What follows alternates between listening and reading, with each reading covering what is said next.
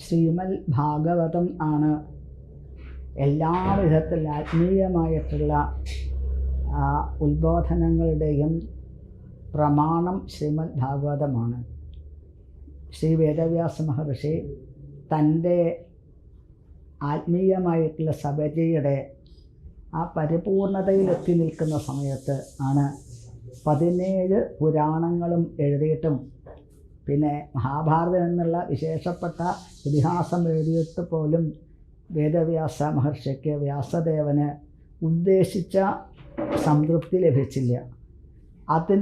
അതിൻ്റെ ഫലമായിട്ടാണ് ശ്രീ നാരദ മഹർഷിയുടെ നിർദ്ദേശപ്രകാരം യഥാ ധർമാദയശ്ചാർത്ഥ മുനിമര്യാനുകീർത്തിതാഹ തഥാ വാസുദേവസ്യ മഹിമാഹ്യനുവർണ്ണിത.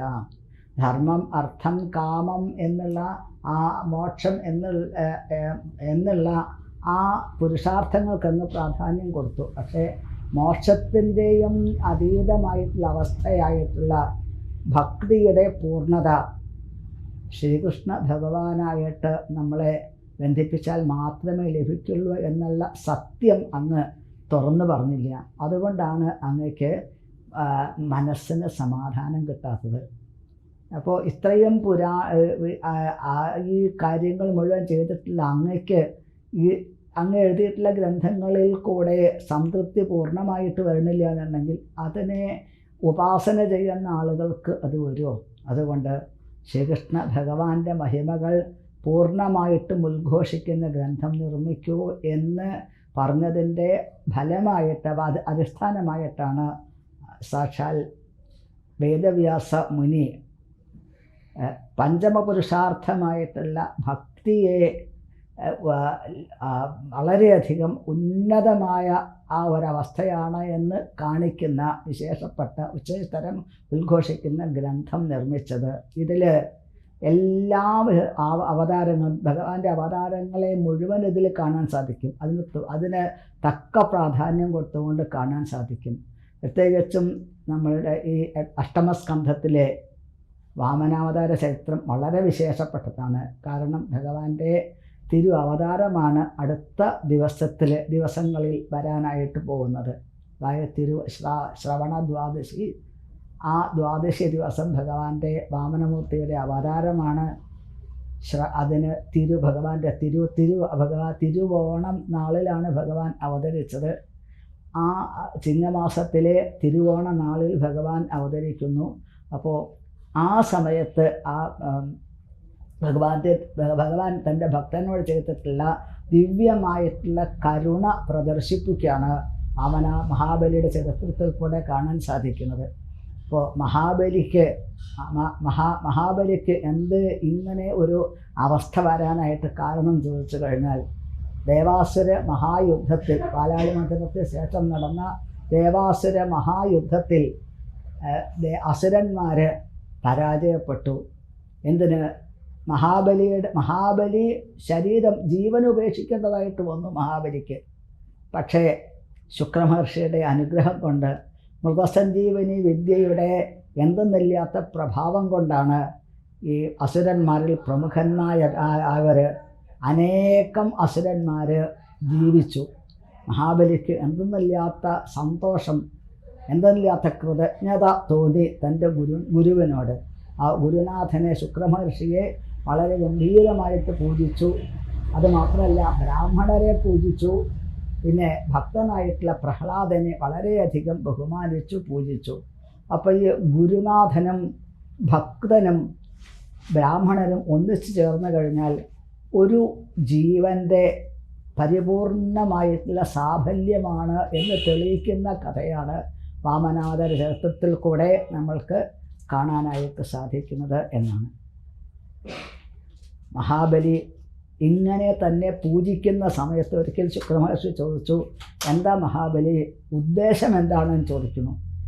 അപ്പോൾ മഹാബലി പറയുന്നു, ദേവാസുര ആ യുദ്ധത്തിൽ വംശം നശിപ്പിക്കാനായിട്ട് ആ ദേവന്മാർ ശ്രമിച്ചു. ഒരിക്കലെങ്കിലും സ്വർഗം കീഴടക്കിയാൽ കൊള്ളാമെന്ന് എനിക്ക് ആഗ്രഹമുണ്ട് എന്ന് മഹാബലി പറയുന്നു. വിശേഷപ്പെട്ട യാഗം ചെയ്യിപ്പിക്കുന്നു.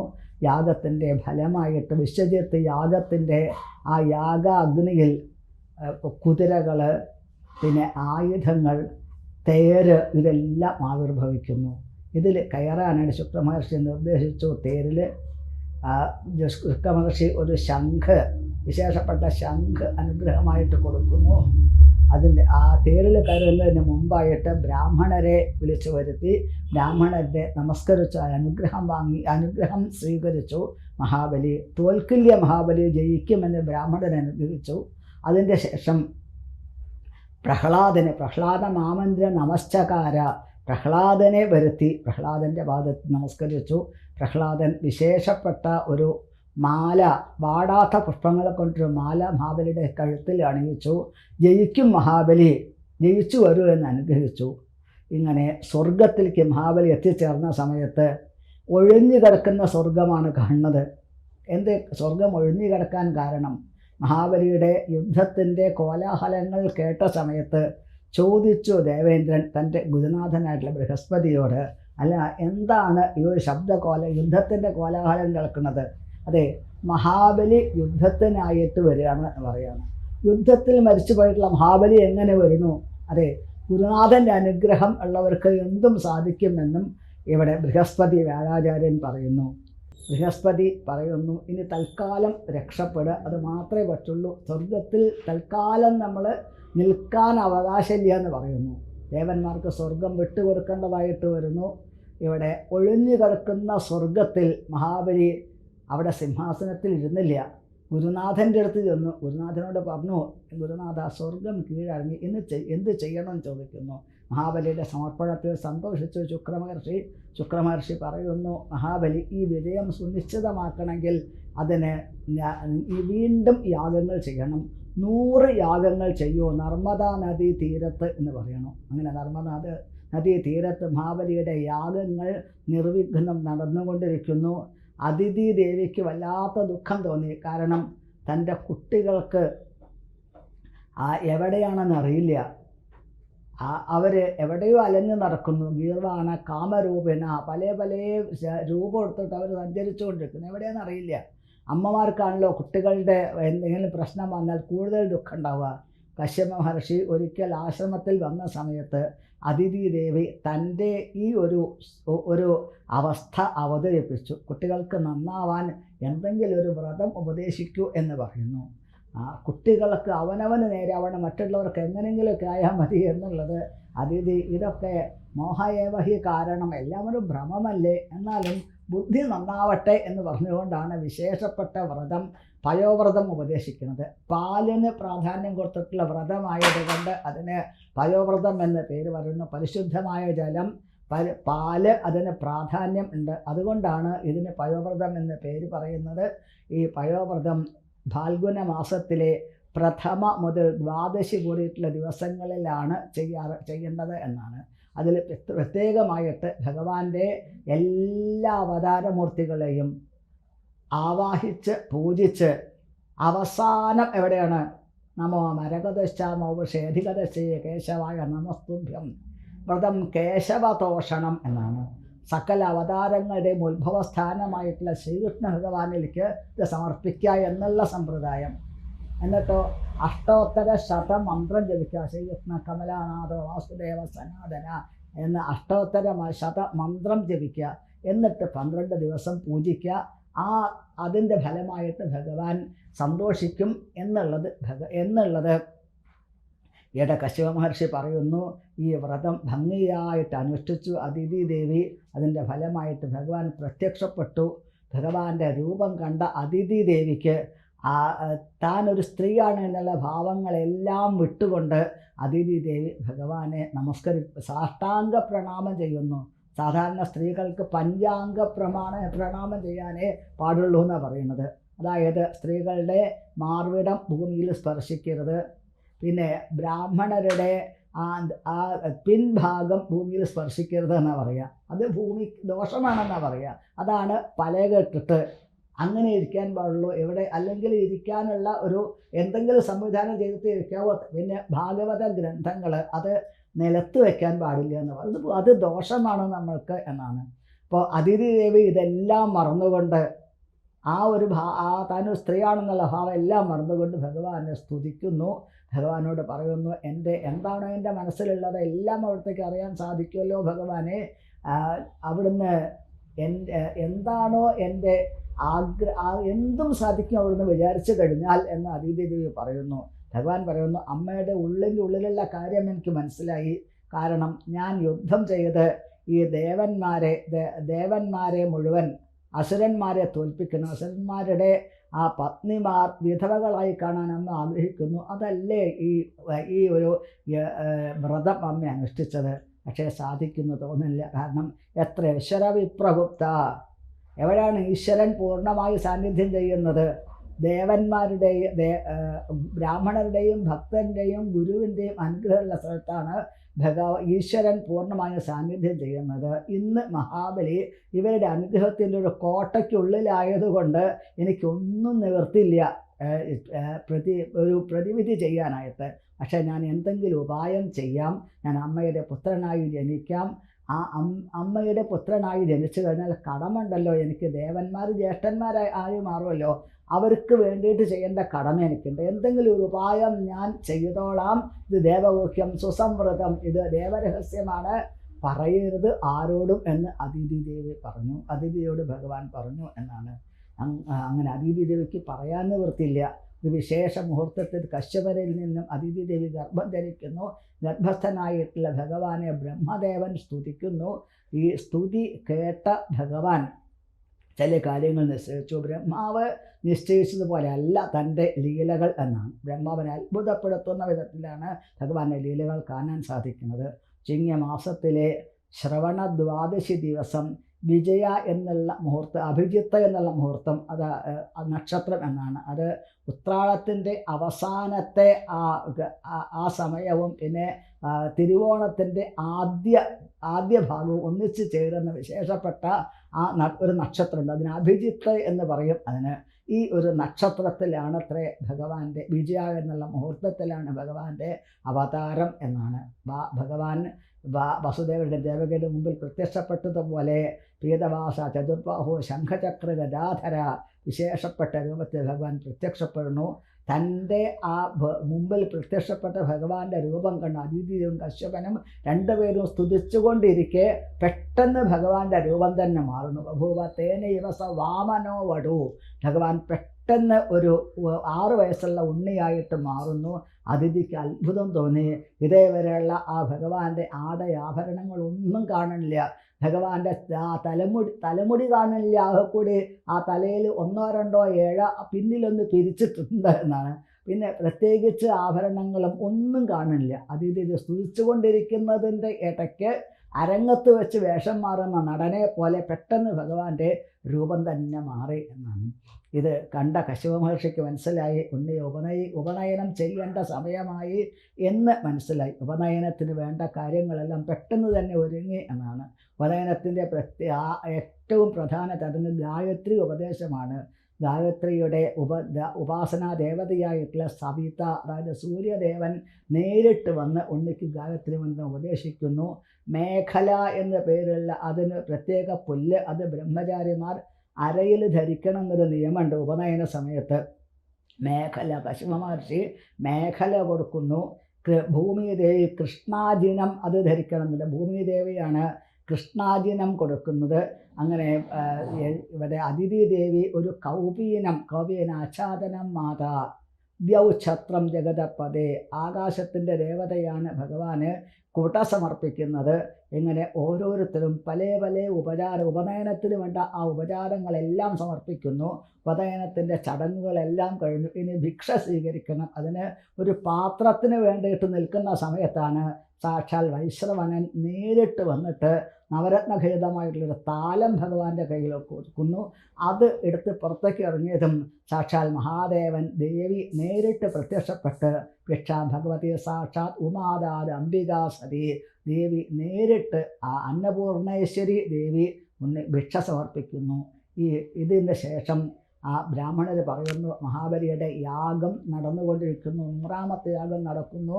നർമ്മദ നദീ തീരത്ത് ഞങ്ങൾ യാഗത്തിൽ സംബന്ധിക്കാനായിട്ട് പോകുന്നു എന്ന് പറയുന്ന സമയത്ത് ഭഗവാൻ അച്ഛൻ്റെ അനുവാദത്തോടു കൂടെ ഉണ്ണിയായിട്ടുള്ള ഭഗവാൻ ആ ഉപനയനം കഴിഞ്ഞ അതേ ഭാവത്തോടു കൂടെ തൻ്റെ ബ്രാഹ്മണരുടെ കൂടെ യാഗശാലയിലേക്ക് സഞ്ചരിക്കാൻ തുടങ്ങി. പോകുന്ന സമയത്ത് ആലോചിച്ചു, താനിപ്പോൾ എവിടേക്കാണ് പോണത്? തൻ്റെ ഭക്തനായിട്ടുള്ള പ്രഹ്ലാദൻ്റെ പൗത്രൻ്റെ അടുത്തേക്കാണ് പോണത്, മഹാബലിയുടെ അടുത്തേക്ക്.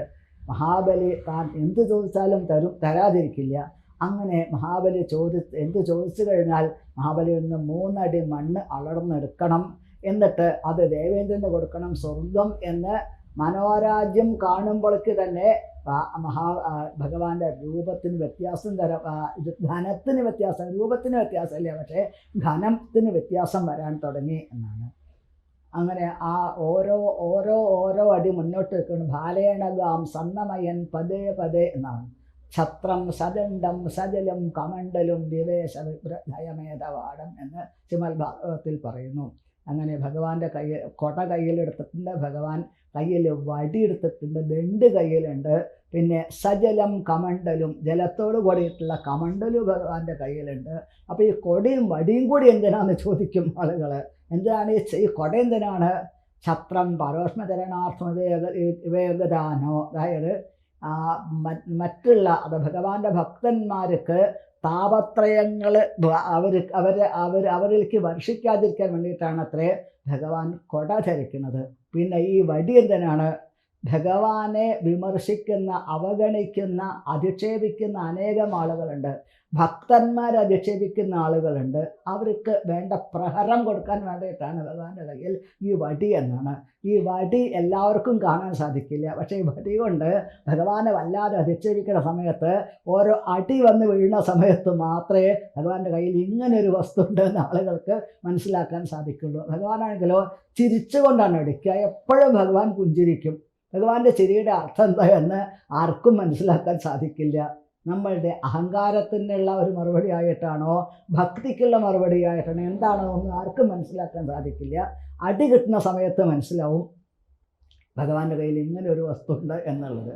ഏതായാലും യാഗശാലയുടെ മുമ്പിൽ വന്നിട്ടുള്ള ഭഗവാനെ കാണുമ്പോഴേക്ക് യാഗശാലയുള്ളവർ അത്ഭുതപ്പെട്ടു. ഇത് സൂര്യനാണോ? സൂര്യനാണെങ്കിൽ തീക്ഷ്ണമായ രശ്മികൾ ഉണ്ടാവും, സൂര്യനല്ല. ചന്ദ്രനാണോ? ചന്ദ്രനല്ല. ചന്ദ്രന് കളങ്കം ഉണ്ടാവും ചന്ദ്രന്. എന്നാൽ ചന്ദ്രനല്ല, മധ്യത്തിൽ ഒരു ചെറിയൊരു കറുത്ത നിറം ഉണ്ടാവും ചന്ദ്രന്. അപ്പോൾ അങ്ങനെയല്ലല്ലോ. ഇനി അഗ്നിയാണോ? അഗ്നിയാണെങ്കിൽ പുകപടലങ്ങൾ ഉണ്ടാവുമല്ലോ. അപ്പോൾ പുക അടങ്ങിയിട്ടുള്ള അഗ്നിയെ പോലെ, ചന്ദ്രൻ കളങ്കമില്ലാത്ത ചന്ദ്രനെ പോലെ, ദിവ്യമായ തേജസ്സുള്ള സൂര്യനെ പോലെ, തീക്ഷ്ണമായ രശ്മികളില്ലാത്ത സൂര്യനെ പോലെ ദിവ്യമായ ഭാവത്തോടു കൂടെ ഭഗവാൻ യാഗശാലയുടെ മുമ്പിൽ വന്ന സമയത്ത് മഹാബലി കാര്യമായിട്ട് സ്വീകരിച്ചു, കൊണ്ടുപോയി പാദം കഴുകിച്ചു, നമസ്കരിച്ചു. എന്തും ചോദിച്ചോളൂ, തരാൻ തയ്യാറാണ് ഞാൻ എന്ന് പറയുന്നു. അതിൽ ഭാഗവതത്തിൽ രസകരമായിട്ട് പറയുന്നത് എന്ത്? വിത്തം ഭക്തം ഭവനം അവനിയും വാപി സർവം പ്രദാസ്യേ. ചോദിക്കുന്ന എന്ത് വേണം? ഗാം കാഞ്ചനം ഗുണവൽ ധാമമൃഷ്ടം തഥാ അന്നപേയം അഥവാ വിപ്രകന്യാം. എന്ത് വേണമെങ്കിൽ തരാം ഉണ്ണിക്ക്. ഇനി വിവാഹം കഴിക്കണോ? നോക്കണേ, 3.5 അടി ഉയരമുള്ള ഒരാൾക്ക് ഒരു പെൺകുട്ടിയെ വേണോ? അതുവരെ തരാൻ തയ്യാറാണ്, എന്തും ചോദിച്ചോളൂ എന്ന് പറയുമ്പോൾ ഭഗവാൻ വളരെ ഗംഭീരമായിട്ട് പുകഴ്ത്തി ആ കുലത്തിനെ മുഴുവൻ പ്രശംസിച്ചു. അതിന് ശേഷം പറയുമെന്ന് ഭഗവാൻ, മഹാബലി എല്ലാം തരാം എന്ന് പറഞ്ഞാലും ഒക്കെ എനിക്ക് തരുമെന്ന് മതി. എൻ്റെ ഉണ്ണി ഇപ്പോൾ ഉണ്ണിക്ക് വിവരമില്ല എന്ന് മനസ്സിലായി. എൻ്റെ മുമ്പിൽ കൈ നീട്ടിയിട്ടുള്ള ഒരാൾ മറ്റുള്ളവരുടെ മുമ്പിൽ കൈ നീട്ടുന്നത് എനിക്ക് ഇഷ്ടമല്ല ഉണ്ണി, എന്ത് വേണമെങ്കിൽ ചോദിച്ചോളൂ, ആദ്യത്തെ വിവരമില്ലായ്മ എന്ന് വിചാരിച്ചോളാം എന്ന് പറയുന്നു. നോക്കണേ, ഭഗവാന്റെ മുമ്പിൽ പോയിട്ട് എന്തെങ്കിലുമൊക്കെ പറയുന്ന സമയത്ത് സൂക്ഷിക്കണം. ഭഗവാൻ ഏത് വാക്കിലാണ് നമ്മളെ അഹങ്കാരിയായി മുദ്ര കുത്തുക എന്നുള്ളത് അറിയില്ല. ഈ വാക്കിലാണ് അത്രേ ഭഗവാൻ കയറി പിടിച്ചതെന്നാണ്. ഭഗവാൻ പറയുമ്പോൾ, എൻ്റെ മഹാബലി, ഇത് നിൻ്റെ നിയമമല്ല. ശ്രീകൃഷ്ണ ഭഗവാന്റെ മുമ്പിൽ കൈ നീട്ടിയിട്ടുള്ള ഒരാൾ മറ്റൊരാളുടെ മുമ്പിൽ കൈ നീട്ടരുതെന്ന് ഭഗവാന്റെ നിയമമാണ്. ഈശ്വരൻ്റെ നിയമം മാറിയെടുത്ത് ഉപയോഗിച്ചു എന്നുള്ളത് കൊണ്ട് ഞാൻ ശിക്ഷിക്കുന്നു ഭഗവാൻ മനസ്സുകൊണ്ട് പറയുന്നു. അതിന് ശേഷം മഹാബലിയോട് ഭഗവാൻ പറയുന്നു, എൻ്റെ മഹാബലി, ഈ അവനവന് എന്താണോ കിട്ടിയത് അതുകൊണ്ട് തൃപ്തിപ്പെടാത്ത ഒരാൾക്ക് ലോകം മുഴുവൻ ലഭിച്ചാലും സന്തോഷം ഉണ്ടാവില്ല. ഈ മഹാമേരു പർവ്വതം സ്വർണ്ണമയമാണെന്ന് പറയും, സ്വർണ്ണമാണത്രേ അത്. അപ്പോൾ ഇതിനോട് ആകർഷണം ഇല്ലാത്തവർക്ക്, മഹാഭൈരവനോടൊരു ആകർഷണം, സ്വർണത്തിനോട് ആകർഷണം ഇല്ലാത്തവർക്ക് അതുകൊണ്ട് യാതൊരു പ്രയോജനമില്ല. അതിനോട് പ്രത്യേകതയില്ലേ അവർക്ക്. എന്നാൽ അതിനോട് ആകർഷണമുള്ളവർക്ക് മഹാഭൈരവൻ്റെ അത്ര സ്വർണം കിട്ടിയാൽ ഇനി എവിടെയെങ്കിലും സ്വർണം കിട്ടുമെന്ന് അവർ അന്വേഷിക്കും. അപ്പോൾ യഥർച്ഛാ ലാഭതുഷ്ടസ്യ തേജോ വിപ്രസ്യ വർദ്ധത എന്നാണ് പറയുന്നത്. യാദൃശ്ചികമായി കിട്ടുന്നത് കൊണ്ട് തന്നെ സന്തോഷിക്കുക, ഇതാണ് ബ്രാഹ്മണൻ്റെ ലക്ഷണം. അതാണ് മഹാബലി, എനിക്ക് ഇത് തന്നെ മതി എന്ന് പറയുന്നു. അപ്പോൾ ശുക്രമഹർഷിക്ക് സന്തോഷമായിട്ടാണ് നിൽക്കുന്നത്. പക്ഷേ ശുക്രമഹർഷി ഇപ്പോൾ എതിരായിട്ട് നിൽക്കണമെന്ന് ഭഗവാൻ സങ്കല്പിക്കുന്നു. ശുക്രമഹർഷി പറയുന്നു മഹാബലിയോട്, നീ യുദ്ധത്തിൽ മരിച്ചു കിടന്നു, എന്നെ ജീവിപ്പിച്ചത് ഞാനാണ് മഹാബലി.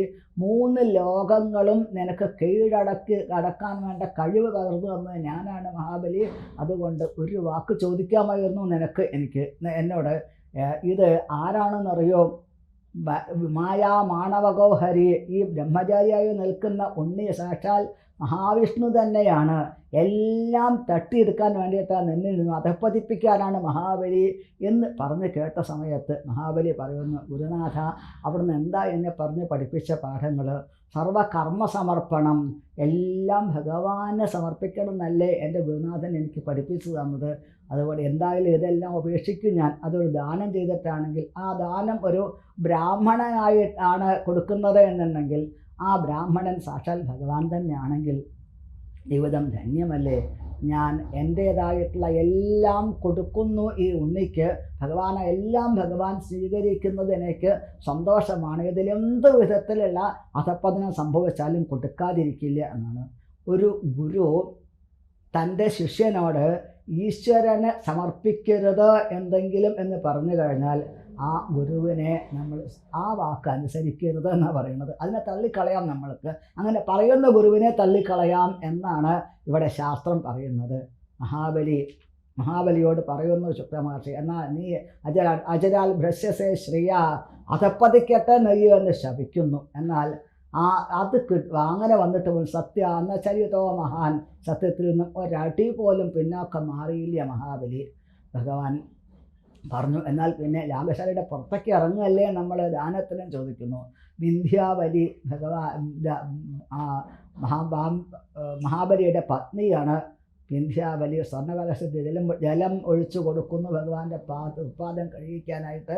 ആ ഉദകപൂർവം തൻ്റെ ശത്രുവിൻ്റെ ഭാവത്തിൽ നിൽക്കുന്ന ഭഗവാന് തൻ്റെ എല്ലാം നഷ്ടപ്പെടുമെന്നുള്ള ബോധത്തോടു കൂടി തന്നെ മഹാബലി എല്ലാം ഭഗവാന്റെ കൈകളിലേക്ക് സമർപ്പിക്കുന്നു. അതോടുകൂടെ ഭഗവാന്റെ രൂപം തന്നെ മാറി എന്നാണ് പറയണത്. തദ് വാമനം രൂപം അവർദ്ധത അത്ഭുതം ഹരേരനന്തസ ഗുണത്രയാത്മകം. ഭഗവാന്റെ രൂപം തന്നെ മാറി. എന്നിട്ടോ ഭഗവാന്റെ രൂപം പെട്ടെന്ന് വളർന്ന് വലുതായി ഭൂമി ലോകം മുഴുവൻ ഇങ്ങനെ പ്രകമ്പനം കൊണ്ടു എന്നാണ് പറയണത്. അപ്പോൾ എവിടെയെങ്കിലുമൊക്കെ ഇങ്ങനെ ഇളക്കം തട്ടുകഴിഞ്ഞ് മുട്ട് കൊടുക്കാറുണ്ട്, നമ്മൾ ഒരു തൂണ് കൊടുക്കാറുണ്ട്. ഇതേപോലെ ഭഗവാന്റെ പാദം ഉയർന്നു പോയി. അതുകൊണ്ടാണ് അത്രേ ഈ ഭൂമി അതിൻ്റെ നിലയ്ക്ക് നിർത്താൻ ഭഗവാന്റെ ഒറ്റ പാദമാണത്രേ ഈ ഭൂമി മുഴുവൻ ഒരു അനങ്ങാതെ നിർത്തിയതെന്നാണ് പറയണത്. പിന്നെ പദനഖ നീരജ നിത ജനപാവന എന്ന് അഷ്ടപദിയിൽ വാമനാവതാരത്തെക്കുറിച്ച് പറയുന്നു. നോക്കണേ, ഈ ബ്രഹ്മാണ്ടങ്ങൾക്ക് എത്ര ആവരണങ്ങളാണുള്ളത്, എത്ര കട്ടിയുള്ള പുറന്തോടുകളാണ് അതിനുള്ളത്. 8 ആവരണങ്ങളാണ്. സപ്താവരണ സംയുതം എന്നാണ് പറയുന്നത്. 7 ആവരണങ്ങളാണുള്ളത്. ഈ ആവരണങ്ങളൊക്കെ തുളച്ചു പോകാൻ എത്ര ബുദ്ധിമുട്ടുണ്ട്, എത്ര കട്ടിയുള്ള ആവരണങ്ങളാണത്. ഭഗവാന്റെ ആ നഖം തട്ടിപ്പൊളയ്ക്ക് തന്നെ ഇത് മുഴുവൻ തുളഞ്ഞു പോയി എന്ന് പറയുമ്പോൾ ദിവ്യമാണ് ഭഗവാന്റെ അവതാരം, വാമനാവതാരം എന്നാണ് ഇവിടെ സൂചിപ്പിക്കുന്നത്. അതെല്ലാം തുളഞ്ഞു പോയിട്ടോ ബ്രഹ്മാണ്ടത്തിൻ്റെ അപ്പുറത്തേക്ക് കടന്നു. ബ്രഹ്മാവിൻ്റെ ലോകത്തിലെത്തിയ ഭഗവാന്റെ തൃപ്പാദങ്ങൾ, ഭഗവാന്റെ തൃപ്പാദത്തെ ഒഴുകിയിട്ട് കാരണജലം, അത് എങ്ങനെ അവിടെ വന്നത്? സാക്ഷാൽ രാധാകൃഷ്ണന്മാരുടെ പാദത്തിൽ നിന്നും ഒഴുകിയിട്ടുള്ള, അവരുടെ പ്രേമം വഴിഞ്ഞൊഴുകിയിട്ടുള്ള സാക്ഷാൽ പതിതപാവനി ഗംഗ, ബ്രഹ്മാണ്ടത്തിൻ്റെ പുറത്ത് നിന്ന് നിൽക്കുന്ന ആ ഗംഗ ഭഗവാന്റെ തൃപ്പാദത്തെ തഴുകി ഒഴുകി എന്നാണ്. അവിടെ ബ്രഹ്മാവ് തൻ്റെ കമണ്ടലുവിലെ ജലം കൊണ്ട് ഭഗവാന്റെ തൃപ്പാദം കഴുകിച്ചു. സപ്തർഷിമാർ ഭഗവാന്റെ തൃപ്പാദത്തിനെ പൂജിച്ചു. അങ്ങനെ ആ ഭഗവാൻ അപ്പോഴേക്ക് ജാമ്പവാൻ ഈ ഭഗവാനെ 21 പ്രദക്ഷിണം വെച്ച് നമസ്കരിച്ചു. ഇതിൻ്റെ വാമനമൂർത്തിയുടെയാണ് ഈ ലോകം മുഴുവൻ എന്ന് പറഞ്ഞുകൊണ്ട്.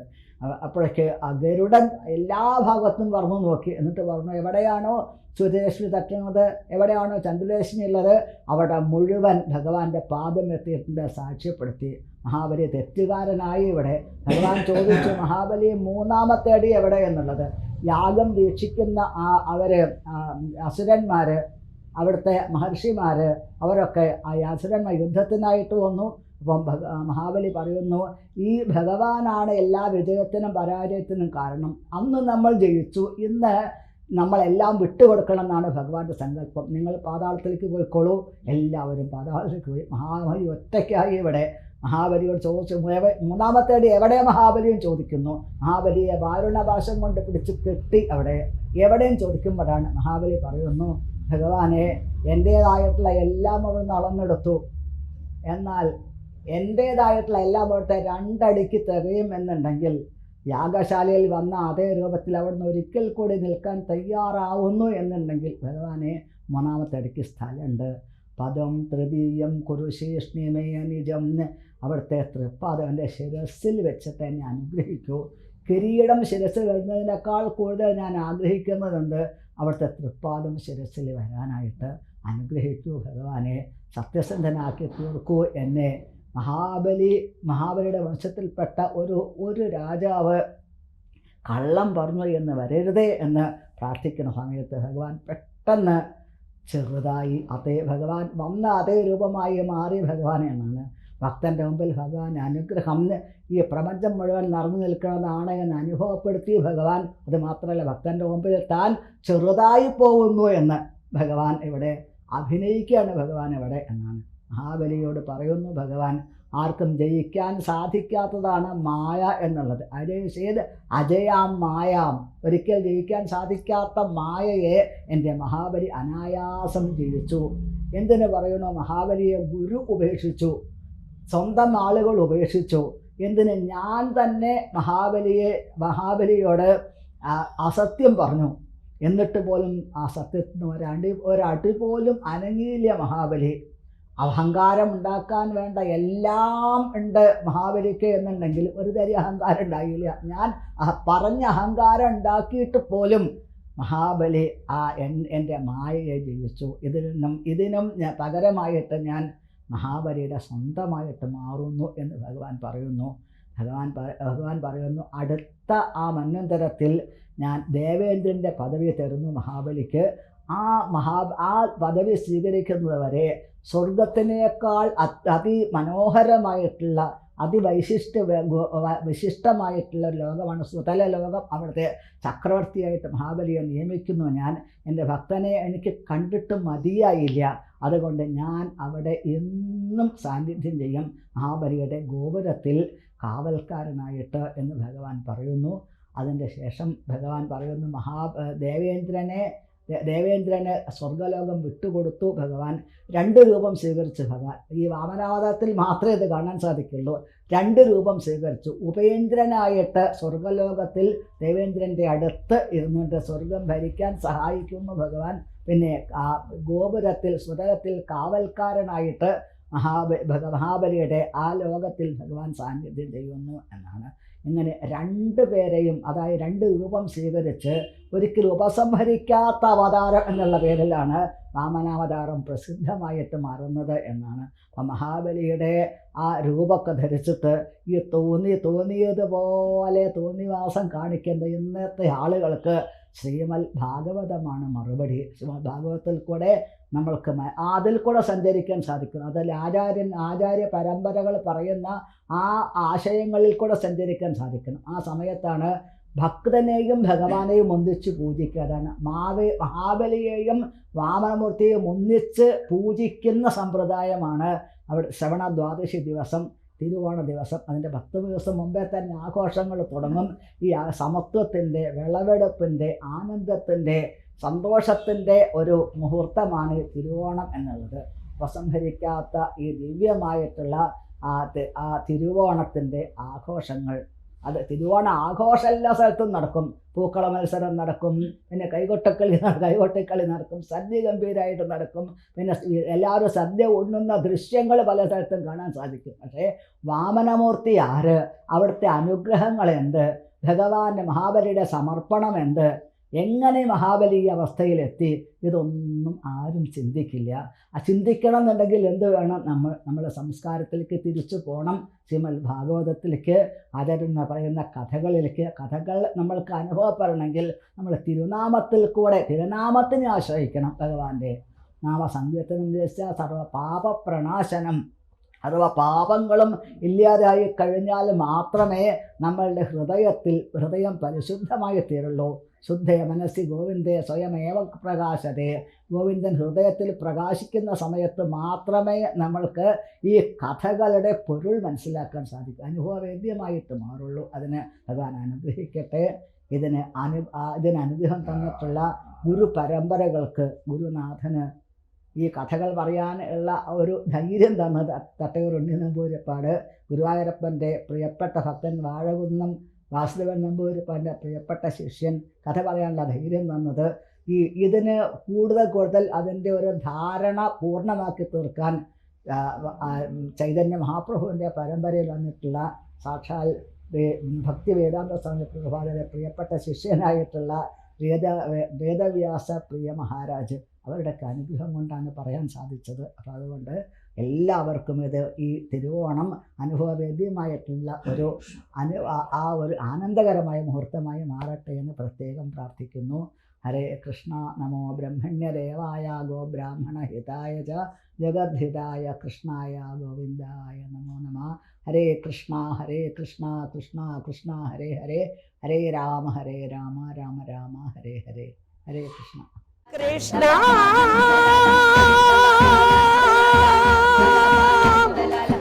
കാരുണ്യ സിന്ധു, കൃഷ്ണ ആപത് ബാന്ധവ, കൃഷ്ണ ഹരി